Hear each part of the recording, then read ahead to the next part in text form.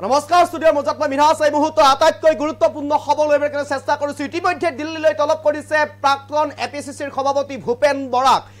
কংগ্ৰেছৰ শীৰ্ষ নেতৃত্বৰ ফালৰ পৰা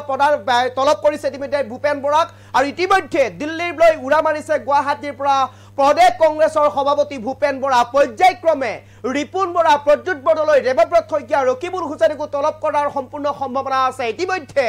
যি খবৰ ওলাইছে খবৰ অনুসৰি গৌৰৱ গগৈৰ নেতৃত্বত যাতে অসমক কংগ্ৰেছে এক বৃহৎভাৱে শক্তিশালীভাৱে লাগিব পাৰে ৰাজনৈতিক প্ৰেক্ষাপটত এক প্ৰকাৰ 2026 বিধানসভা নিৰ্বাচনত যাতে কোনো ধৰণৰ অসুবিধা নোহোৱাকৈ এক নেতা মানি চলিব পাৰে তাক লৈ আলোচনা হয়তো হোৱাৰ সম্পূৰ্ণ সম্ভাৱনা আছে আৰু ইতিমধ্যে প্ৰাক্তন এপিচিচিৰ সভাপতি ভূপেন বৰাক তলব কৰিছে দিল্লীলৈ কংগ্ৰেছ নেতৃত্বই আৰু এই মুহূৰ্তত সবিশেষ লৈ কেনে চেষ্টা কৰিছো এপিচিচিৰ সভাপতি প্ৰাক্তন সভাপতি ভূপেন বৰাক হঠাৎ দিল্লীলৈ তলব কংগ্ৰেছৰ শীৰ্ষ নেতৃত্বই মাতি পঠিয়াইছে দিল্লীলৈ ইতিমধ্যে দিল্লীলৈ ৰাওনা হৈছে ভূপেন বৰা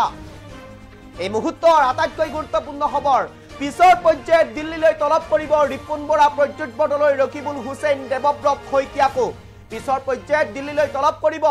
ৰকিবুল হুছেইন প্ৰদ্যুৎ বৰদলৈ দেৱব্ৰত শইকীয়া তলব কৰাৰ সম্পূৰ্ণ সম্ভাৱনা আছে গৌৰৱ গগৈৰ নেতৃত্বত সুস্থিৰভাৱে ৰাজনীতি কৰিবলৈ হয়তো হ'ব বিশেষ আলোচনা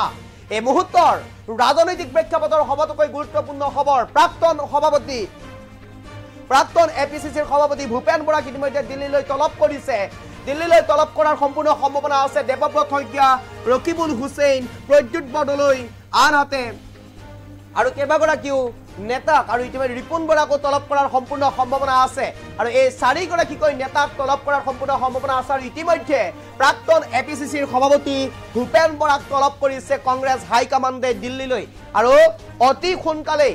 কোনো পলম নকৰাকৈ দিল্লীলৈ উৰা মাৰিছে ইতিমধ্যে ভূপেন বৰা 2026 বিধানসভা নিৰ্বাচনত যাতে কোনো ধৰণৰ অসুবিধাৰ সৃষ্টি নহয় অথবা 2026 বিধানসভা নিৰ্বাচনত যাতে সকলো ঠিকে থাকে সুস্থিৰভাৱে যাতে চলি যায় কংগ্ৰেছৰ নতুন সভাপতি গৌৰৱ গগৈৰ নেতৃত্বত তাক লৈ হয়তো বিশদভাৱে আলোচনা হ'ব পাৰে আৰু যাৰ বাবে ইতিমধ্যে প্ৰাক্তন এপিচিচিৰ সভাপতি ভূপেন বৰাক তলব কৰিছে দিল্লীলৈ এই মুহূৰ্তৰ আটাইতকৈ গুৰুত্বপূৰ্ণ খবৰ